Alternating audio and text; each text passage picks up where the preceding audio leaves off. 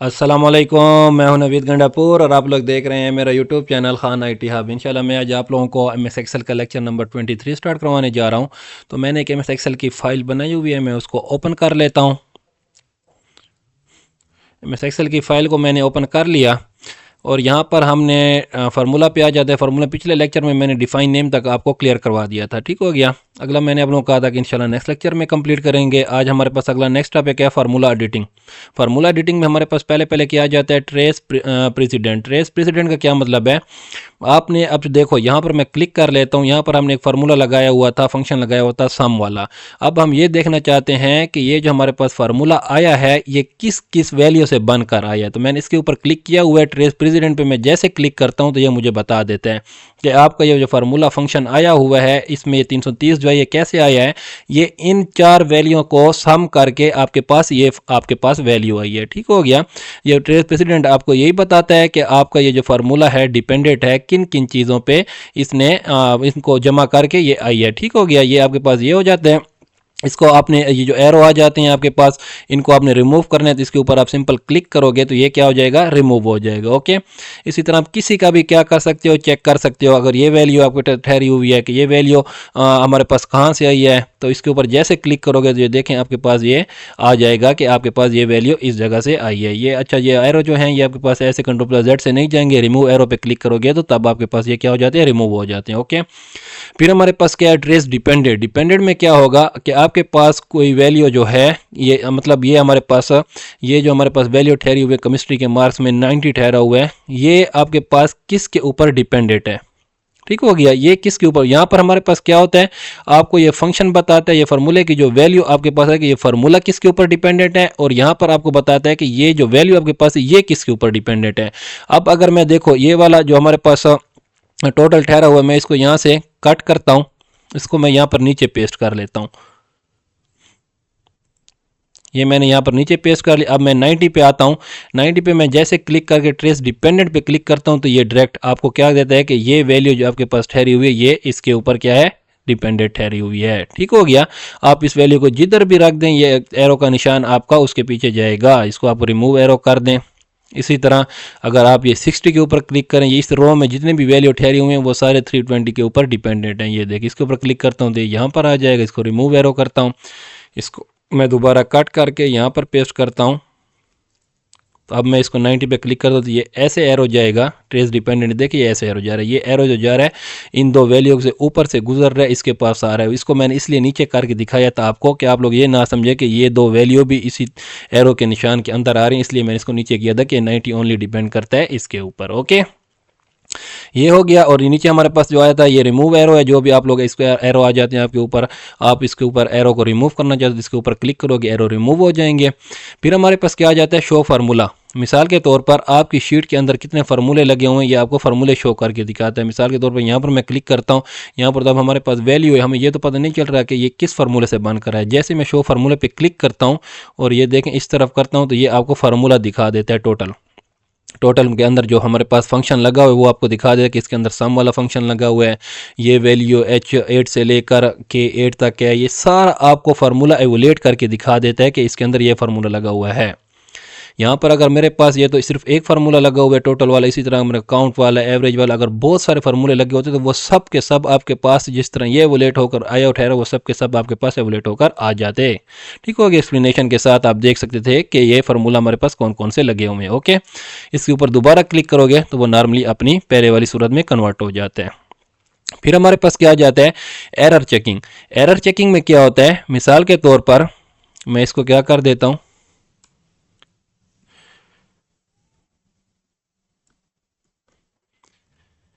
इसको मैं सिलेक्ट करके डिलीट कर देता हूं इन वैल्यू को।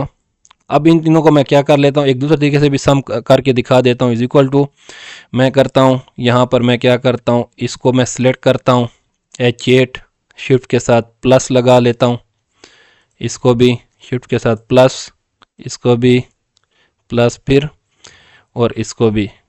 ठीक हो गया। अब मैं सिंपली इंटर करता हूँ तो ये इसने मुझे इसका सम करके दिखा दिया। इसी तरह इसको नीचे करूँगा तो ये सब का मुझे सम करके दिखा देगा। ओके, ठीक हो गया। सम करने के बहुत सारे तरीके हैं, वो मैंने आपको इसी सीरीज़ के MS एक्सेल की सीरीज़ के लेक्चर नंबर 10 में वहाँ पर बहुत सारे इसके तरीक़ेकार समझाए हुए हैं आपको, वहाँ पर भी आप लोग चेक कर सकते हो।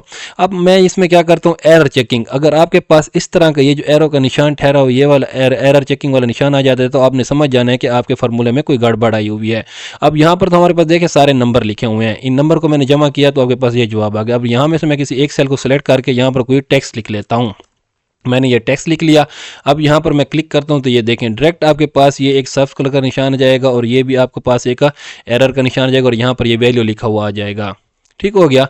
अब आप कहेंगे कि पता नहीं ये कौन सा एरर आया हुआ है, मुझे तो ये समझ नहीं आ रही। तो आपने क्या करना है, सिंपली इस तरह का अगर कहीं पर भी आपके पास वैल्यू एरर आता है तो आपने एरर चेकिंग के ऊपर क्या करना है, सिंपली क्लिक करना है। जैसे आप लोग क्लिक करोगे वो आपको बताएगा कि आपके सेल के एरर इन सेल L8 मतलब L कॉलम है और 8 हमारे पास क्या है, रो है, कि आपका जो एरर आ रहा है सेल नंबर L8 में आ रहा है। वो कहता है कि इसमें क्या क्या वैल्यू हुए थे, इज इक्वल टू H8, इसमें हमारे पास H8, ये हमारे पास H ठहरा हुआ है, H कॉलम ठहरा है, I कॉलम ठहरा है, J कॉलम ठहरा है, I J K, इन वैल्यूओं का सम हुआ है। और इन वैल्यू के सम में हमारे पास एरर क्या है कि a value used in the formula is of the wrong data type, कि आपने इनका क्या किया, सम किया हुआ है।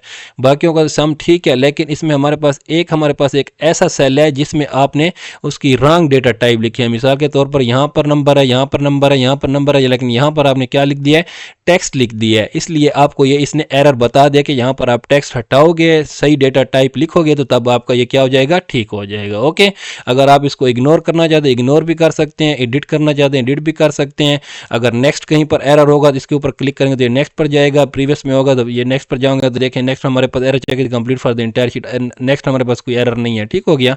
इसके ऊपर आप जैसे क्लिक करेंगे ये सारे आप वो कर सकते हो। हेल्प ऑन दिस एरर अगर आप लेना चाहते हैं या शो कैलकुलेशन स्टेप देखना चाहते हैं, कैलकुलेशन स्टेप भी आप लोग देख सकते हो। लेकिन इसमें हमारे पास सेम काम इसका ये कि एरर चेकिंग आपको बता देते हैं, यहाँ पर आपको समझ आ जाती है कि आपने क्या एरर किया हुआ है। तो इसको आप क्लोज करें। सिंपली आपने यहाँ पर क्या करना है, कोई मार्क्स लिख लेने हैं, इंटर करोगे तो ये देखें डायरेक्ट आपके पास एरर क्या हो जाता है, रिमूव हो जाता है। ओके, नेक्स्ट हमारे पास क्या है, एवोलेट फार्मूला। आपने अपने फार्मूले को क्या करना है, एवोलेट करना है, एक्सप्लेनेशन के साथ समझना है कि ये कहाँ से कैसे आया ये फार्मूला। तो आप किसी भी आपके पास जो वैल्यू लगाओ जहाँ पर आपको पता होगा इसके ऊपर कोई फार्मूला लगा हो तो आपने इसके ऊपर क्या करना है, सिंपली क्लिक करना है। एवोलेट फार्मूला पर क्लिक करेंगे तो ये आपको देखें एवोलेट करके दिखाता है कि पहले क्या है हमारे पास, शीट क्या है, 2 है। यहाँ पर देखें ये शीट 2 है हमारे पास और उन्होंने आपको बताया कि L8 ये L लिखा हुआ है और ये 8 लिखा हुआ है कि L8 हमारे पास क्या है, इसका जिस सेल को आपने सिलेक्ट किया है सेल एड्रेस है। ये देखें L हमारे पास क्या है, इसका कॉलम है और 8 हमारे पास रो है। ओके, तो यहाँ पर ये एक स्टेप हो गया, ये एवोल्यूशन उसकी बताई हुई है, एवोलेट करके कि H8 I8 J8 K8 को इन चारों के सम से ये चीज़ बनी है। मजीद एवोलेट पे क्लिक करेंगे तो वो आपको बताता है कि पहले सेल में हमारे पास देखें 90 लिखा हुआ है, यहाँ पर देखें 90 लिखा हुआ है। फिर उसने पहले के बाद दूसरे को करते हैं तो दूसरे में 78 आ जाता है, यहाँ पर 78 है। तीसरे पे करते हैं तो यहाँ पर हमारे पास 168 आ जाता है। ठीक हो गया। इसी तरह एवोलेट करते जाते हैं, एवोलेट करता जाता है, वो मजीद एवोलेट करता जाता है। पहले उन तीनों को जमा कर लिया तो उसके पास ये आ गया, फिर ये लास्ट वाला सेल K8 रह गया, इसको आप जमा करते हैं तो ये देखें ये हो गया। इन सारों को जमा करते हैं तो आपके पास 338 आपके पास आंसर आ गया। ठीक हो गया। स्टेप बाय स्टेप आपको सारा फार्मूला एवोलेट करके दिखाता है कि पहले स्टेप में क्या हुआ है, दूसरे स्टेप में क्या हुआ है, चौथे स्टेप में क्या हुआ है। फिर दोबारा अगर आप इसके ऊपर क्लिक करेंगे तो ये रिस्टार्ट हो जाते हैं, दोबारा स्टार्ट से हो जाते हैं। ओके, देखें इसको फिर स्टेप करता हूं तो ये देखें पहले में 90 है, इसके साथ अगर ये जमा होता है तो फिर देखें 78 है। तीसरे में हमारे पास क्या है, और उन दोनों को जमा उसने किया तो 168 आ गया। अब 168 के साथ इसको अब जमा करेगा तो 80 के साथ 48 हो जाएगा, इसके साथ जमा करेगा तो ये देखें 90 हमारे पास आ गया 248 के साथ और 338 आखिर में आ जाएगा। ठीक हो गया। ये सारा एवोलेट करके दिखाते हैं, इसको आप क्लोज कर दें। नेक्स्ट स्टेप हमारे पास क्या है, वॉच विंडो। वॉच विंडो में आपके पास क्या आएगा, मिसाल के तौर पर मैं एक दूसरी शीट ओपन कर लेता हूं। ये आपके पास एक शीट है जिसमें आपने सीरियल नंबर लिखे हुए हैं, नेम लिखे हुए हैं, फिजिक्स केमिस्ट्री बायोलॉजी इंग्लिश के मार्क्स लिखे हुए हैं। लेकिन आप जाते हो मिसाल के तौर पर नीचे जाते हो, ऐसे नीचे चले जाओगे तो यहाँ पर इनका टोटल लिखा हुआ है कि इसके टोटल कितने मार्क्स हैं, इसके टोटल कितने हैं, इसके टोटल कितने हैं। अब इनमें से आप किसी की एक की भी क्या करते हो, कोई नंबर चेंज करते हो। आप ये 73 हैं। अब यहाँ पर देखो फिजिक्स के मार्क्स टोटल कितने, 1926 लिखा हुआ है। अब यहाँ ऊपर आ जाते हो, यहाँ पर आप क्या करते हो, इसमें आप कर देते हो 100 कर देते हो, 100 कर देते हो। अब इसका रिजल्ट देखने के लिए जैसे आप इंटर करोगे तो आपको रिजल्ट तो शो नहीं हो रहा, यहाँ पर उसके टोटल मार्क्स शो नहीं हो रहा। आपको क्या करना पड़ेगा, फिर नीचे आना पड़ेगा। देखें उसके रिजल्ट अब क्या हो गया, 1936 हो गया। इसी तरह आपके पास अगर जब बहुत बड़ा डेटा आ जाए, ठीक हो गया। इसी तरह जब आपके पास बहुत बड़ा डेटा आ जाए और उस डेटा में आप क्या करते हो, बार बार चेंजिंग करते हो और आपने उसका रिजल्ट देखना होता है और आपको तकलीफ होती है कि आप बार बार नीचे आते हो रिजल्ट देखने के लिए, तो ये इंसान फेडअप होता है इस काम से। आप चाहते हो कि मैं जैसे यहाँ पर चेंजिंग करूँ, यहाँ पर एक विंडो आ जाए जहाँ पर मुझे डायरेक्ट इसका रिजल्ट भी साथ साथ क्या होता जाए, शो होता जाए।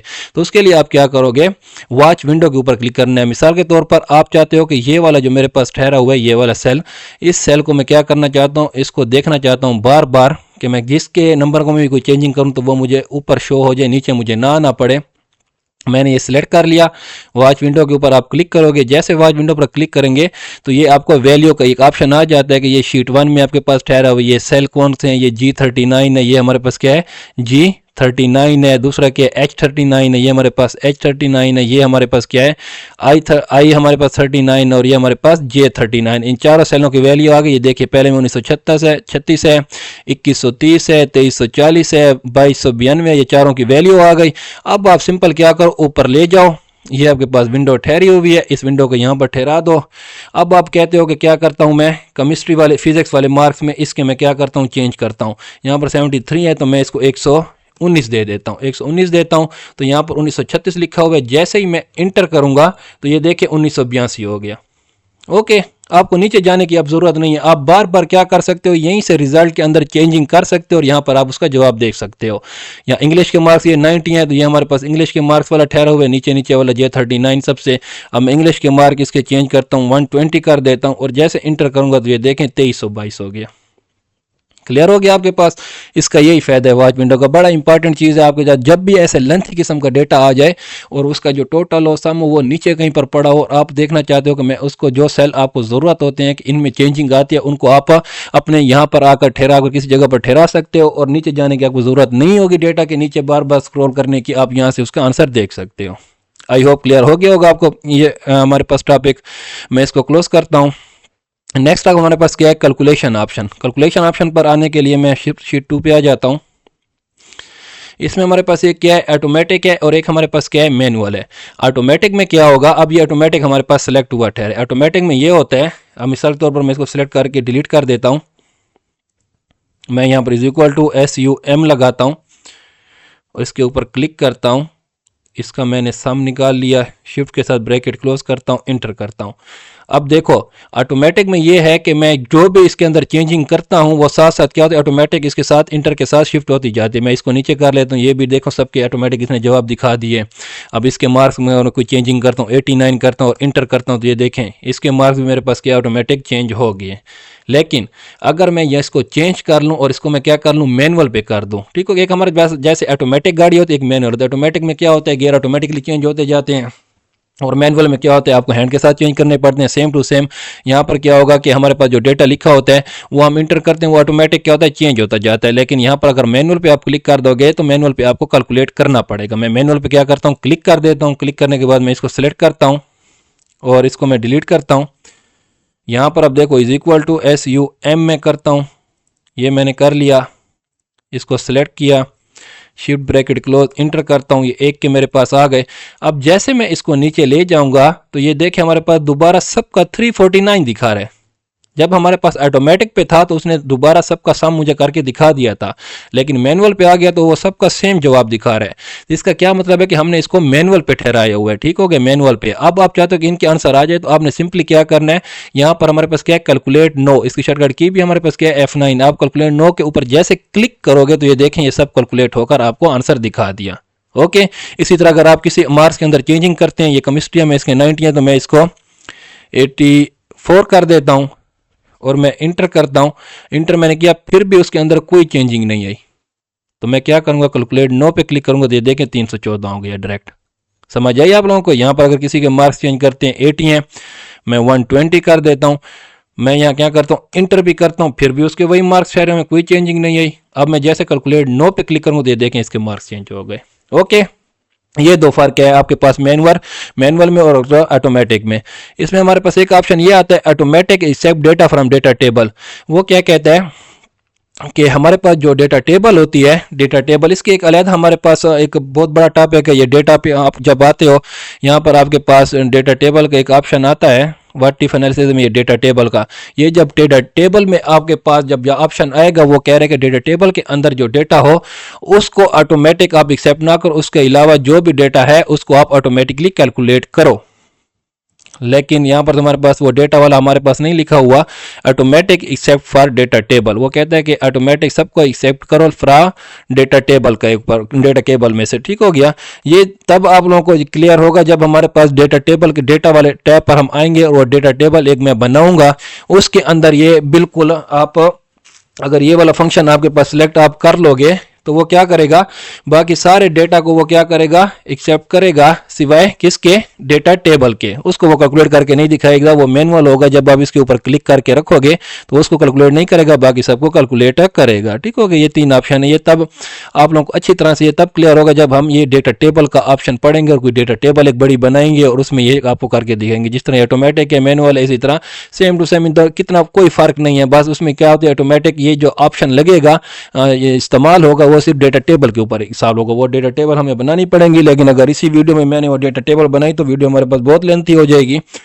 जब हम डेटा टेबल के उसके ऑप्शन के ऊपर आएंगे और वहां पर बनाएंगे तो इंशाल्लाह ये वाला स्टेप 1-2 सेकंड का स्टेप है।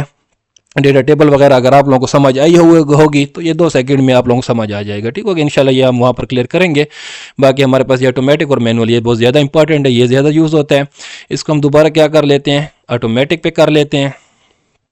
फिर हमारे पास नेक्स्ट ऑप्शन क्या आ जाता है, कैलकुलेट नो। कैलकुलेट नो तो आपको समझ आ गई होगी कि हमारे पास क्या होता है कि जब भी हम वो करते हैं कोई आपके पास मैनुअल के ऊपर ठहरा हो तो आप इसके ऊपर क्लिक करते हो तो वो फिर क्या होता है, कैलकुलेट हो जाते हैं।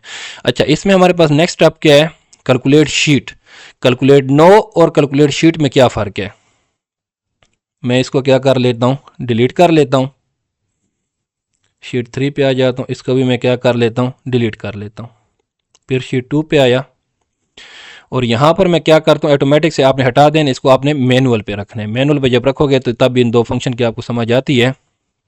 कैलकुलेट नो का क्या मतलब है, अब यहाँ पर मेरे पास क्या है, इज इक्वल टू SUM, इसके ऊपर मैं क्लिक कर लेता हूँ और इसका मैं सम निकालता हूँ, इंटर करता हूँ।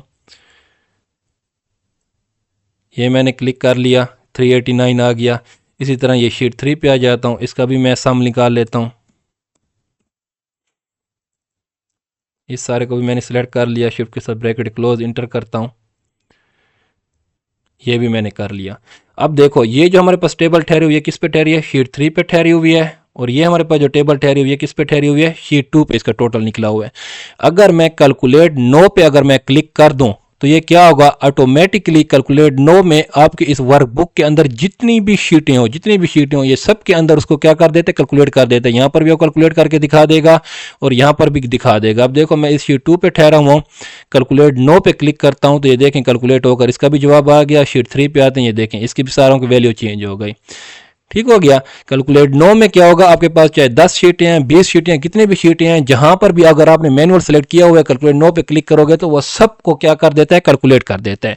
लेकिन अगर आप कैलकुलेट शीट के ऑप्शन पर आओगे तो जिस शीट पे ऊपर आप ठहरे होंगे ये सिर्फ उसी के ऊपर वर्क करेगा, अगर आपके पास यहां पर आपने इसको मैनुअल सेलेक्ट किया हुआ है। अब मिसाल के तौर पर मैं इसको कंट्रोल+Z से अंडू कर लेता हूं,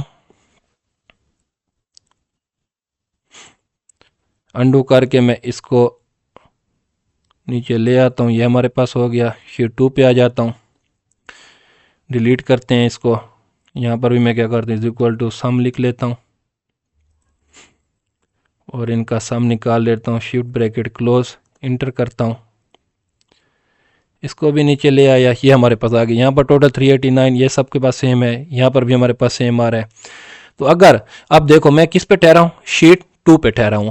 अगर मैं अब यहां पर क्लिक करता हूं, कैलकुलेट शीट पे क्लिक करता हूं तो ये क्या करेगा, सिर्फ इसी शीट का जो डेटा हमारे पास ये वाला ठहरा हो सिर्फ इसी को कैलकुलेट करेगा, ये शीट 3 वाले को कैलकुलेट नहीं करेगा। ठीक हो गया। फिर शीट 2 पे आ जाए तो अगर मैं ऊपर वाले पे क्लिक करता हूं, कैलकुलेट नो पे क्लिक करता हूं तो ये हमारे पास जितनी भी शीटें ठहरी होंगी सबके अंदर डेटा को क्या कर देते हैं, कैलकुलेट कर देते हैं। ठीक हो गया। इन दोनों में ये फर्क है। अगर देखो अब मैं यहाँ पर क्या करता हूँ, मैं शीट 2 पे ठहरा हूँ, यहाँ पर मैं क्लिक करता हूँ तो ये देखें इसका सारा डेटा चेंज हो गया।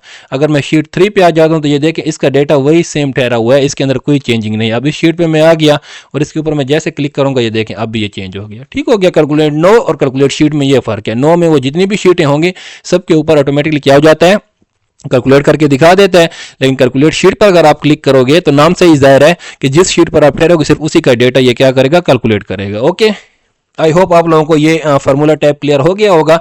इंशाल्लाह फिर भी अगर कोई चीज़ क्लियर ना हो तो आप लोग कमेंट करके मुझसे पूछ सकते हैं, इंशाल्लाह मैं आपको हेल्पफुल रिप्लाई दूंगा। इंशाल्लाह ये हमारे पास कंप्लीट हो गया। इंशाल्लाह नेक्स्ट वीडियो में हम क्या करेंगे, डेटा जो हमारे पास टैब है नेक्स्ट वाला वो स्टार्ट करेंगे। तब तक के लिए मुझे इजाज़त दीजिए, दुआ में याद रखिएगा। खुदा हाफिज़।